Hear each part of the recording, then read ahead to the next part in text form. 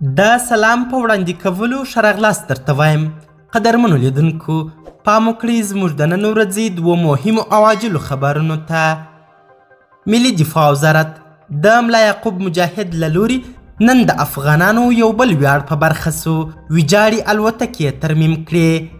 د دفاع وزارت وایي د هوایي ځواک دوې نورې الوتکې ترمیم او فعالې سوي دي.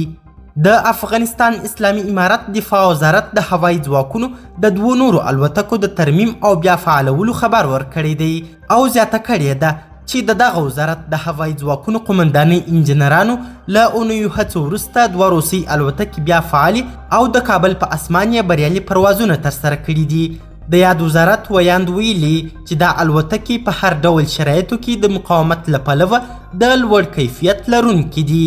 د دغو الوتکو په بیا فعالیدو سره به د پوځي ترانسپورت او لوجستیکي لیږد په برخه کې شته تشې ډکې سي. د یادونې ده چې یاد وزارت یو ځل مخکې هم د افغان هوایي ځواکونو د تخنیکرانو او انجینرانو د هڅو په ترڅ کې د یو شمېر غیر فعالو او ویجاړو سوو الوتکو د ترمیم او بیا فعالیت خبر ورکړی دی.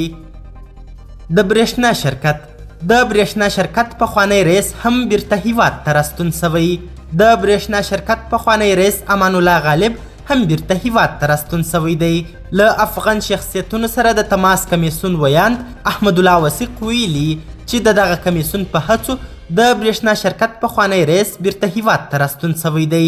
نوموړي ویلي چې اسلامي امارت غالب ته هرکلی وایي او په اړونده برخه کې به له تجربو او مشورو څخه ګټه واخلي. وثیق زیاته کړې ده چې د افغان شخصیتونو د راتګ لړۍ روانه ده او په نږدې ورځو کې به ګڼ شمېر هیوادوال بیرته هیواد ته راستانه سي.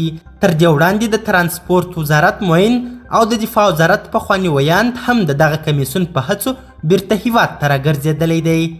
قدرمنو لیدونکو، ډېره زیاته مننه چې ویډیو مو تر اخري شیبو وکتل.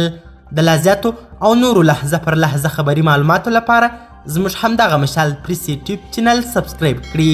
تر بیا او بلې ویډیو ښه وخت او ښې چارې د الله په امان.